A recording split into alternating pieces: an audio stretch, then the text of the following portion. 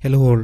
നമ്മൾ ഡേ 1 നമ്മൾ മഗ്‌രിബൊക്കെ നിസ്കരിച്ച് അവിടുന്ന് തന്നെ ദർഗയിൽ നിന്ന് നോമ്പും തുറന്ന് സാധനങ്ങൾ ഫുഡൊക്കെ വാങ്ങിങ്ങാണ്ട് പുറത്തിറങ്ങി.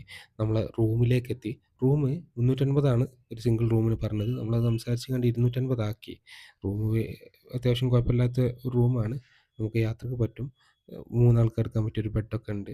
അതേപോലെ തന്നെ ബാത്റൂമൊന്നും തരക്കേടില്ല. വലിയ വൃത്തിയൊന്നും പറയാനില്ല. നമ്മൾ ഭക്ഷണമൊക്കെ ഇവിടുന്ന് കഴിച്ചതിന് ശേഷം തൊട്ടടുത്ത് കൊണ്ടോട്ടി എന്നുള്ളൊരു ഫാമിലി ഉണ്ട്. അപ്പോൾ അവർ കുറച്ച് ഭക്ഷണങ്ങളും സാധനങ്ങളൊക്കെ നമുക്ക് കൊണ്ടുവന്ന് തന്നിരുന്നു. അപ്പോൾ അതിൽ ഒരുപാട് ഐറ്റംസുകളുണ്ട്. അവരിവിടെ തന്നെ കുക്ക് ചെയ്തെങ്ങാണ്ട് ഉള്ളതാണ്. പായസമുണ്ട്, ജ്യൂസുണ്ട്, ചിക്കൻ കറി ഉണ്ട്, അതുപോലെ തന്നെ ഹരീസുണ്ട്, അതുപോലെ ഗീ റൈസും ഉണ്ട്.